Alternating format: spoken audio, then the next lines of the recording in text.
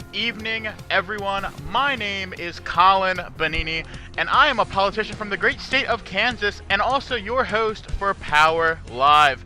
Today, we will continue to explore the ins and outs of the power world, from financial takeovers to political struggles. Power Live will show you the true power of information. So, our first segment for today was scheduled to be an interview with the former CEO of Yuricoin and the Chinese Minister of Defense, Uranistan. However, Uranistan was unable to make it here today, so we're going to have to cancel that segment of the interview. Was it because his company was burned to the ground? Was it because China made a big mistake? Who knows? He's not here to comment, so we're just going to move on. Our next segment, which will also, I guess, be our first segment for the day, will be, as always, the U.S. News Panel.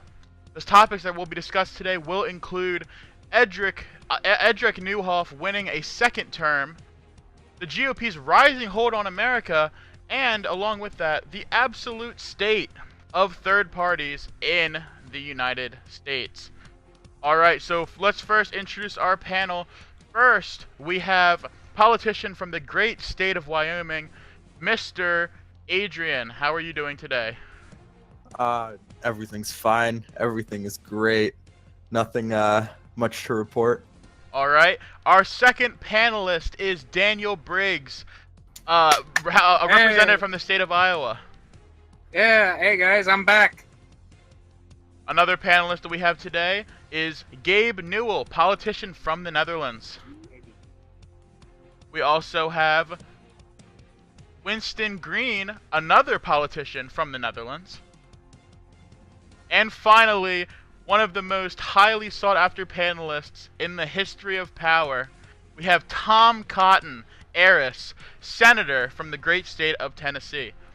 So, we're going to get started on our first topic here today, which is Edric Neuhoff winning a second term at the presidency.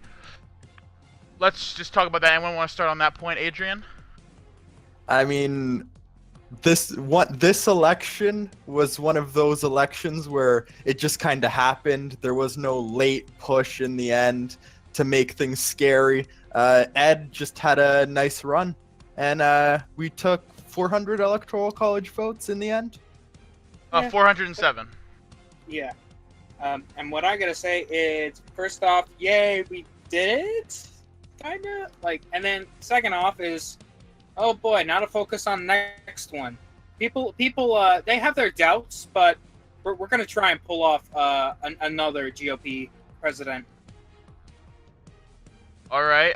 Let's get a viewpoint from outside of the United States. Let's go with someone from the Netherlands, either Gabe or Winston. You guys can comment. All right. Well, here's the thing that I'm seeing right now. I mean, it's fairly obvious that he would win from the get-go, and I personally think that the GOP will win another term. As I just saw, Edric just posted his new cabinet positions. Well, I doubt that those will get passed anytime soon. The big question here is will the GOP get a majority in the Senate, or at least get enough votes from other parties to elect a cabinet in time? That is really the big question here. And as of now, I don't see how they could. But if they put all the resources in it and maybe got some either Dem or NUP votes, it could be possible, because they desperately need it. Edric desperately needs a cabinet to make his presidency more effective around the world. In regards to that, actually, we're going to I'm gonna open the floor to actually one of the GOP's head whips, Tom Cotton from the state of Tennessee. You are one of the head whips in the GOP, and in regards to whipping votes for the cabinet nominations, what are your projections? Do you think that this new round is going to pass, or do you think what do you think is going to happen? Well, we've tried many times to pass it. I think that it could pass on a slim chance if the other parties don't pay attention. I know that the NUP, they've got some guys there that are basically commenting, oh, well, we're not going to let you pass it. We've got about a third of the Senate. So it's possible to pass it if the other parties sleep and they don't really pay attention to it. All right. And then finally, I guess the only person we haven't heard from yet is Gabe. Gabe, you're in the Netherlands. You're not in the United States. However, you are a former member of the NUP. Actually, the former House Whip for the NUP.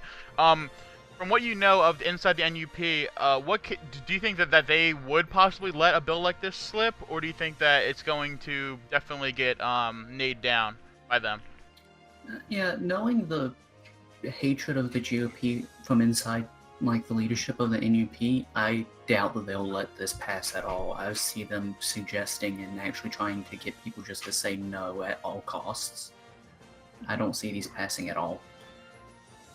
All right, so that actually brings us to our next point, which is in regards to the presidency and everything like that, the GOP's rising hold on America. You see, they've taken over the White House for a second term. They've gotten their vice president in office. And as you see, the House has went up from 30, I think it was 34 or 35% last week. It's up to 42. The Senate was at 34% last week. It is now up to 38. So as the GOP continues to gain seats and their momentum, they keep snowballing.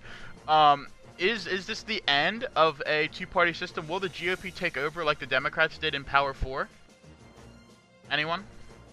So basically, here's what I see happening right now. The only reason that the GOP has gained so much is mostly because, as you can see, the NUP has started to falter, which I did expect to happen, but not quite this soon. And in some areas, the GOP are almost to a point where they only need 10% more to go pass, a bill through. I believe it was the Senate that you were showing first there before. So it will be interesting to see where this goes. And it is definitely possible that if the GOP keeps up what they're doing, they could have control of at least the Senate in the next couple of election cycles.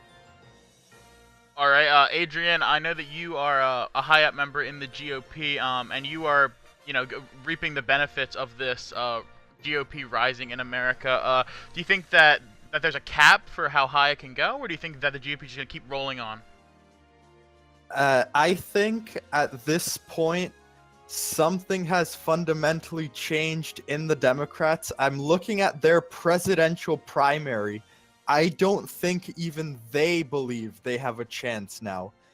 Charlie Chan is not running in the primaries. It is Sam Bakshi from, I believe it is Connecticut. Right. Yeah, I'm looking at that now as well. Sam Bakshi from Colorado actually is running and is receiving the majority of the delegates at this point. With the convention in only 66 hours, will he be the Democratic nominee for president? That is the question.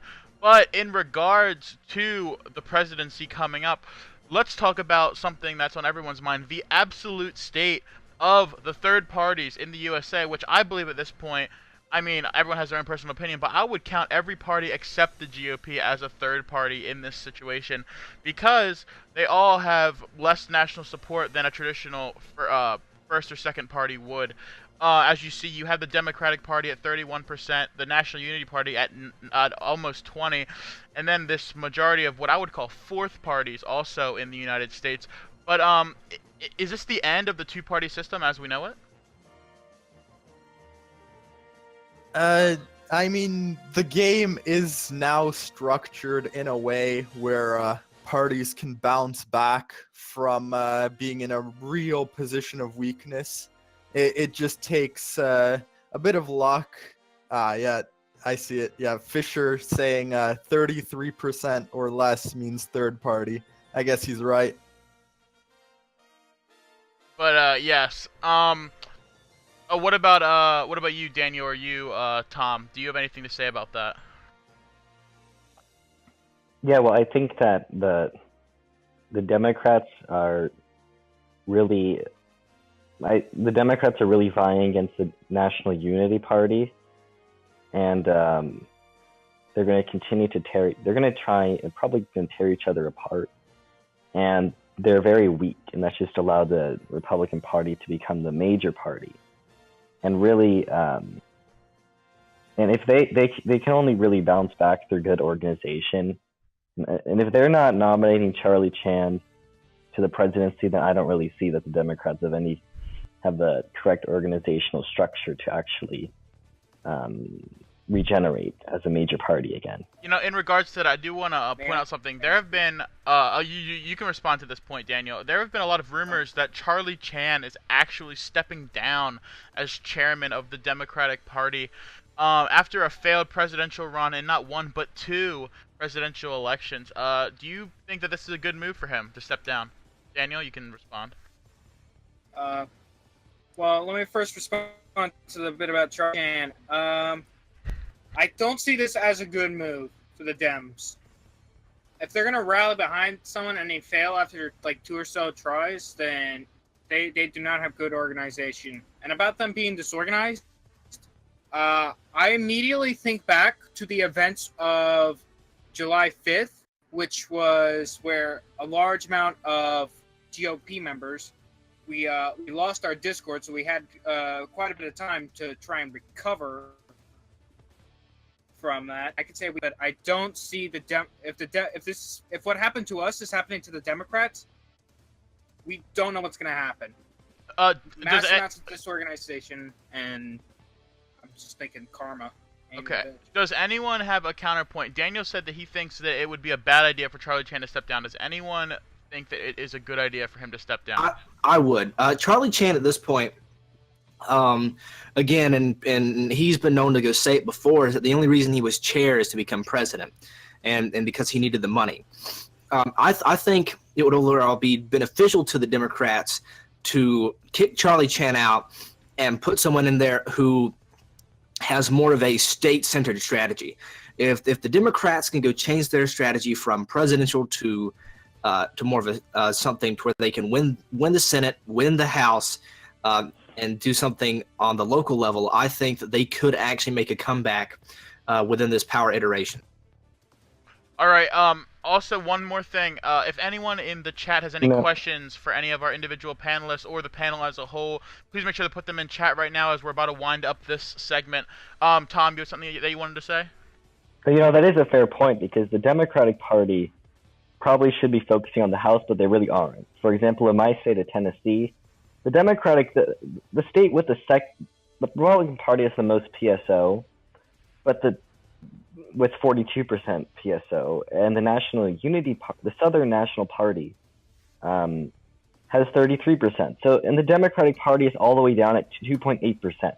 So they're not even they're supposed to be the second. They're supposed to be a major party in power. That's how the game was originally set up, but they really have fallen. They just don't seem to be making any sort of effort whatsoever. Did anyone else have anything to say on that point? Have the Dems given up? I would say that they're in a low point. Yes. Yeah, this is definitely a low point. I could tell because about probably 2 or so weeks back, I ran against a Democrat, and I got 6 different people in multiple states used attack ads. But recently, like 2 to 3 days ago, I ran up against another person, but this time I only got attack ad by one guy who did kind of a crap job. So I would say, yeah, they are in a state of disarray. And I just gotta suggest, Dems, what the fuck are you people up to? I'm not sure if this is one of your strategies, but the job was the most left. It's working. Alright, and on that point, I think I am going to end the U.S. News segment. I would like to thank again our panel for everything that they did. We have, again, let me introduce them one more time before we move on to the next segment. You have Adrian from the state of Wyoming. Daniel Briggs, representative from the state of Iowa. Yep. Gabe Newell from the Netherlands. Tom Cotton from Tennessee, and Winston Green from the Netherlands. Now, I would like to go into our next segment, which is going to be World News. The World News today is going to focus on the following topics: the communists take over Russia, wars against Japan and the USA, and the deletion of alts around the world. Let's introduce our panelists first. You may remember him from a couple minutes ago, Gabe Newell, politician from the Netherlands. Again from a little bit earlier, Winston Green, politician from the Netherlands. And finally, we have from Italy, we have Pasta Masta, William Luther Pierce. Hi, happy to be here. All right, so I'd like to start with our first topic for this segment, which is going to be the communists take over Russia. I don't know if everyone's seen or not, but if you look at Russia in power, you can see that that United Russia is no longer in control, but the Communist Party has taken over. I know none of you guys are from Russia yourselves. However, what do you think this means on a global level? Well, what I think it means is probably the ACA, or the Anti-Communist Alliance, will definitely break up at this point.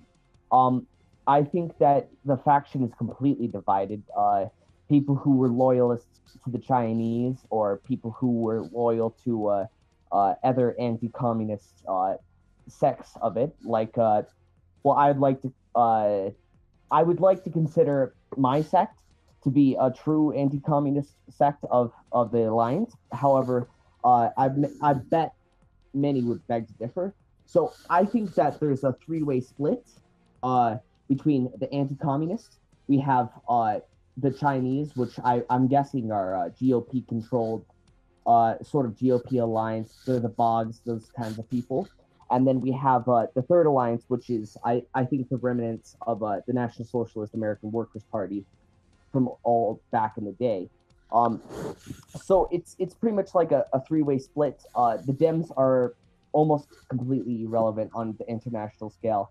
The only place that they really have control over is in the UK, which is pretty much becoming irrelevant day by day. They're still having a lot of troubles, but they could become great again. What does anybody else think? Oh, all right. So let's go with either Gabe or Winston. Do you have anything to add on that?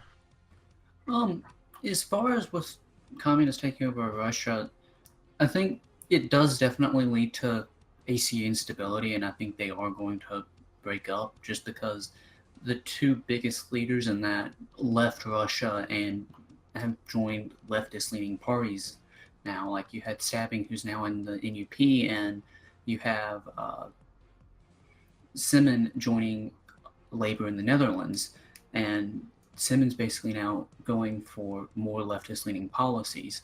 So I think it definitely leads to the Fifth International gaining in strength. All right, Winston, do you have anything to say on that? Yeah, I do believe this does affect the Fifth International in a positive way. One of the things that I see happening, I mean, like the communist rule, I don't think will happen for another couple of. I don't really think will solidify. To be honest with you, I think within another couple of election cycles, it may get overthrown by some of the anti-communist forces. Right now, in the Netherlands, of course, we are pushing toward nationalization and deprivatization, mostly for protection regions. But if the Fifth International becomes big enough, they may become a force, or the only force, to really counter the Bogdanovs and China and their sphere of influence. All right. One thing before we go on to our next segment, I again would like to say, anyone that is watching right now, if you have a topic or a question that you would like to ask our panel, please put it in chat as soon as possible so we can get it into the segment of the show. But we will move on to the next segment, which is wars against Japan and the USA that are actually being fought. And honestly, you could even say that wars that China is fighting against other countries as well. In this state of global war, how does any country feel safe? I would say that it's hard for other countries to feel safe. Us as the Netherlands are currently have a bill to up our military budget I think because it was halved by the previous administration. And we're one of the few countries that aren't at war right now. So basically, the thing with China, with the U.S. and Japan, is right now Japan is not having a good time. Even Eternal Empress says that this war is taking a massive toll on Japan, and I don't see Japan getting out of this anytime soon. I mean, like, they're putting up a valiant effort, and who knows, maybe they will last for a good while. But with both China and the U.S. after them, we may see Japan lose this war. Yeah, it's a hard to determine war right now. All the wars are currently, they're currently being fought by major nations. It's a very scary thing. There's so much chaos going on right now, and I guarantee that a lot of the nations that are at war are not going to recover. It's going to take a long time to recover, maybe even months, not in game, but in real life. With Japan, they were sort of without the ability to wage economic war or political war or anything like that. So they really resorted to going to war with just their army. So that's another thing with there. And with wars against the U.S., I think that the U.S. is probably one of the most important pieces to the international puzzle, and they're really being brought down because you just have to bring them down. They're a way powerful nation, especially military wise. Their economy is hard to unite, but if it's united, it's actually very, very strong and hard to beat. And so I think the U.S. is probably the greatest threat on the international scale, or it's probably China. It's China, it's Russia, it's U.S. It's basically what you see in real life at this point. And this, the UK lost everything. Yeah. And I would just like to add one thing, and this is why this is a very important thing to see happening, that Russia's actually leaving kind of the more laissez-faire capitalist ideology that China and the U.S. have, and actually we're seeing a major world power join something like the Fifth International. Yeah, that's the Fifth International. Their biggest member has been either Spain or it's been Iran, so it hasn't been that relevant in a lot of ways. It's hard to say that, especially since there's a lot of small nations, but in a lot of cases it hasn't been that relevant. The Fifth International gaining Russia is probably one of the biggest steps, and it's a step to, I think, maybe engaging back into a Cold War, but I don't see a Cold War in this. I see a hot war. I see a very, very hot war. It's hard to say what's really going to happen. It all depends on what's going to happen with what Rumsfeld adds with paramilitary groups, or what happens in the United States. Maybe something happens in South America again. I don't know. It's a hard to determine, world sphere right now. All right. One other topic that we're going to talk about today, and the last one in the world news section, is the deletion of alts around the world. Not just the U.S., but the deletion of alts everywhere. Rumsfeld has recently went in, and many accounts have gotten deleted, whether that be whether that be people in Saudi Arabia or different politicians who have been alting in the United States. A lot of alts have been deleted, and some of these alts were high-profile people in some pretty big countries. So, obviously, we can all agree that alting is not good, and the deletion of alts is good. However, it has thrown the world into a bit of an unstable position right now. And do any of you guys have a comment on that? I do have a comment. I have a comment on that, and then I'll let you go. Let's go. A lot of Italy's biggest members have been deleted, although I know that many have not altered whatsoever. I also have had friends in Sweden who were taking over after the communists. They were trying to take it over, and take the PM ship. They had people deleted there. We have plenty of people being deleted. So it's an interesting little thing. A lot of positions are being unfulfilled, and alts were really killing those, I guess. And we didn't see a whole lot of like game-breaking significant alting. We saw like maybe like 5 or 6 in every single country, but there wasn't that many significant alts. Anybody else like to comment on this? Yes. There around the world, it's made a massive impact. Of course, in the Netherlands, we only lost, I think, two people were deleted for alting, none of which were in our party, luckily. And the biggest thing is Saudi Arabia. As we all know, well, as some of us know, Saudi Arabia and then the people in there did massive amounts of alting to take down Yuricoin, and of course they succeeded in that. And that's why we don't see Yuricoin as a real big threat anymore around the world. But because of that, pretty much all of Saudi Arabia's population got wiped. And we also saw another big shift, which was in the NUP. We had a bunch of alts come in the NUP and try to coup the party. There was a ton of people that got deleted for that as well. Overall, a lot of people are happy to see Salmai Ramsad doing his job and deleting all these people trying to mess with the world economy. Even though in the case of Yuricoin, it may have actually helped a lot of the weaker companies be able to get a foothold in the world economy.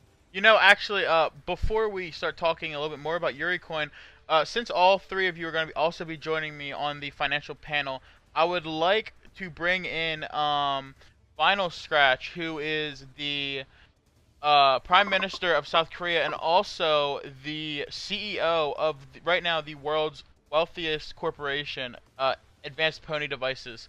So we were just talking about Yuricoin. So let's continue to talk about Yuricoin a little bit. Yuricoin, as of last week, was I'm gonna say what it was at the top 3 of all corporations in the world. However, you look today, Yuricoin is not even a corporation in the slightest anymore. And you said it was a little bit about alting and also stuff like that. However, let's talk about where does the world economy go? If a corporation can be brought down that quickly and that fast by alts, who says it can't happen to another corporation tomorrow or the next day? I'll tell you what, it will happen because it has happened multiple times so far. It's happened so many times. This is what our economy is turning into. This is what the world economy is now. It's basically cooing them and taking what's left, and then the people that actually get rich from that, they get cooed, and then somebody comes in and takes what they had. It's like a never-ending cycle at this point. It's such a sad thing because it's so unstable and bad for growth, especially since the wars are going on so frequently. I think that it's going to be hard to stabilize this economy. People are going to have to institute a lot of tariffs, especially in a lot of the development nations, things like that. There hasn't been many of the archetypes of what Canada or Japan was in the previous iteration of power, where they were pretty much 100% tariffs and they had all of the sectors in control of like 1 or 2 companies. So it's an interesting little thing. And a lot of the nations have political options such as nationalizing, and I think that's what it's going to turn into at this point. We have Brazil, Australia, South Africa, a lot of other places for nationalism, and that's probably what our economy is going to become. So, Vinyl Scratch, I'd like to come to you next. You are the CEO of the world's wealthiest corporation right now. Do you believe that someone could possibly use alts to take your company and bring it to the ground? Actually, yes. It's a very threat, and it's a very big one. Anytime now, someone can just make pretty much like hundreds of alts, invest in my company, and simply just take me down. After all, I'm pretty sure, let me see it again here, 1 second. Oh yeah, the stock price is like 3,933, so like it's less than 5 million. Each account created has like 5 million. So I mean, if you do enough alts, you can have like 100,000 votes just ready to take me down. I do have if I remember correctly, like 200,000 votes for me to be the CEO. It's kind of hard to take me down, but at any moment, anyone could create more than like 200 alts, maybe 300 alts. I don't know, and that could simply just take me down in just a matter of minutes, and possibly cause just chaos around everywhere. And there's basically nothing I can do to stop it, really. I mean, seriously, there's pretty much nothing that I can do to stop. No one can, actually. And I mean, the only person who can actually possibly make sure that doesn't happen, it's Rumsod, but he doesn't do anything anymore, so... I'm actually gonna go to Winston Green next. Winston, last week you gave people some pretty some pretty questionable advice when it came to their liquid capital during wartime. I was just wondering if you wanted to give some more advice this week. So basically, here's my advice, and if you keep a close eye out, I should have re-clarified to the people that don't really pay attention to the goings on in the world.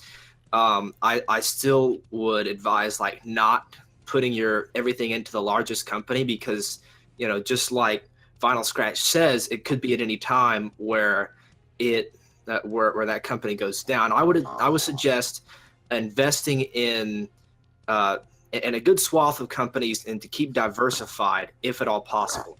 And if you really, really know what's happening, and if you're in with all the financial talk going on, then you can try to do some more risky, kind of putting it all in type of investments.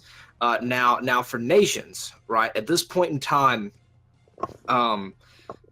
especially with Yuricoin just getting taken down overnight, and the possibility that the APD could go the same route sometime in the future.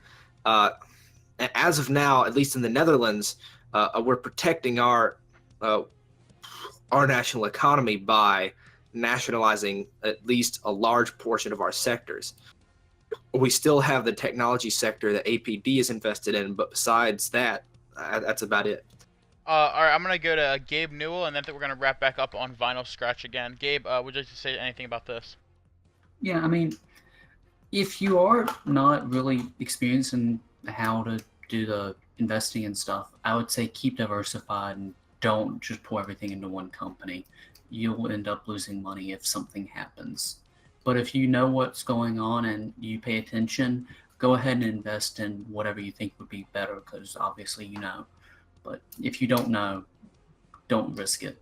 Don't risk all your money.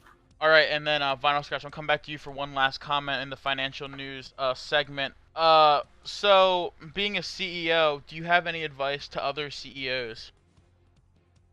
Other CEOs, I really don't have anything to say besides actually just make sure you actually know how to manage the company. It can be taken down pretty easily in a matter of minutes. Really need to be careful. You need to be on the watch out. Checking your memos, check out if anyone is doing anything. Make sure you do deals with countries, with other companies. Make sure you can keep those sectors.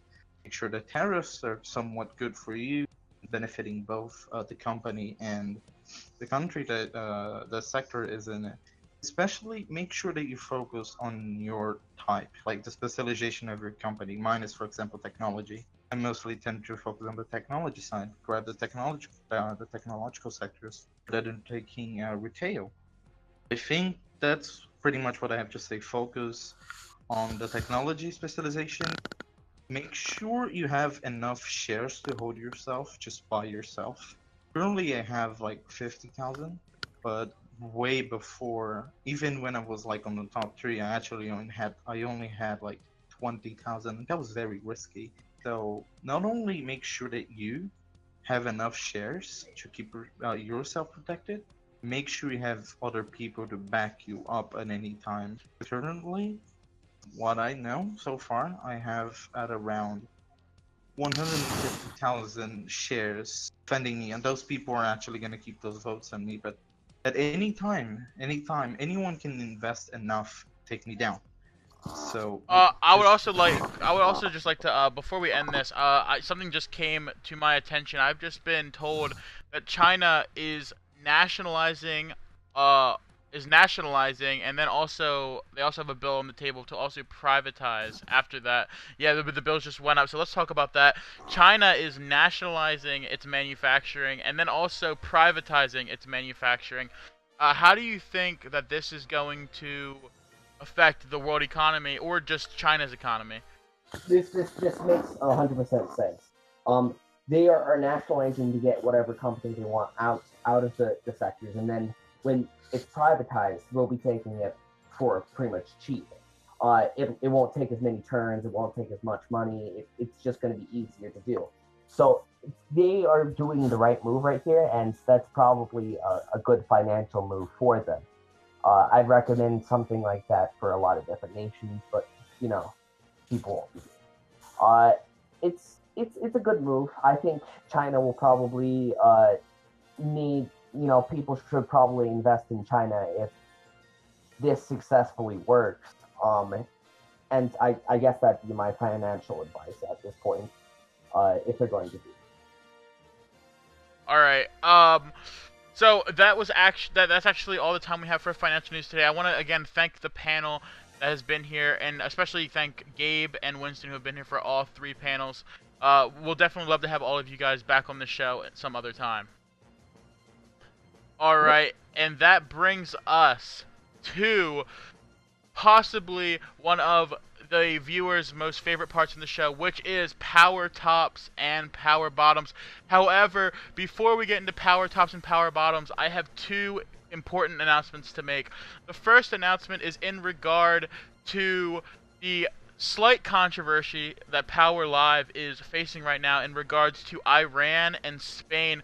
If all of you don't realize or haven't heard, the Iranian government is claiming that Power Live is biased against them and will not have them on the show. However, I would just like to clear something up.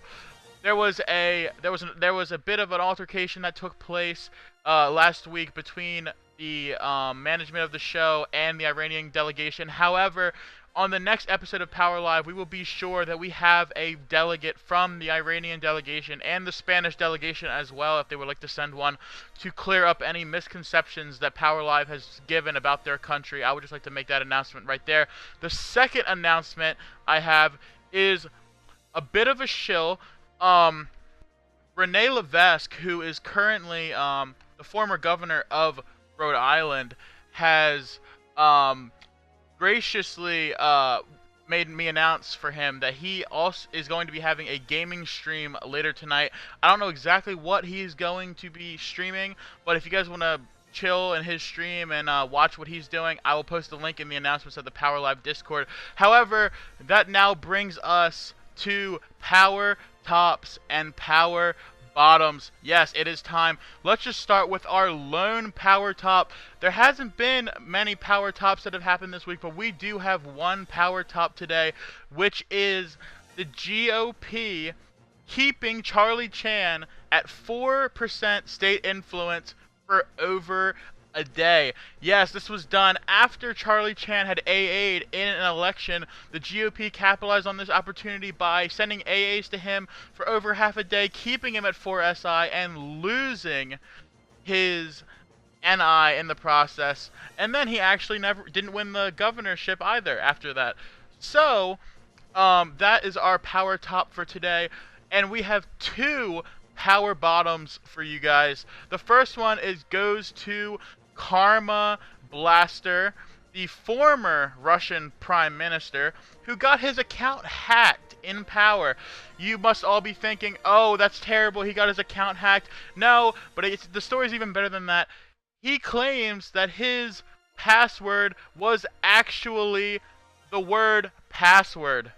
And that is how he got hacked and got his account taken from him. And our second power bottom has to go to Hank Johnson, Cynthia Nixon, and Olo Stevens. But actually, it's not 3 people at all that's getting the award. It's just 1, because all 3 of them are the same person. Hank Johnson, Cynthia Nixon, and Olo Stevens all got accused and found out that they had been alting, and it was one person controlling all of those accounts. Those are our power bottoms for tonight. Again, I would like to stress to you guys, if you would like to buy an advertisement to place underneath the stream, make sure that you send me a DM on Discord as soon as possible.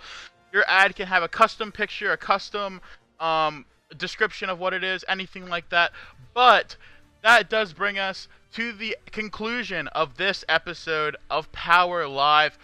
We all hope that you join us next time as we continue to expose the true power of information. Have a great night, everybody.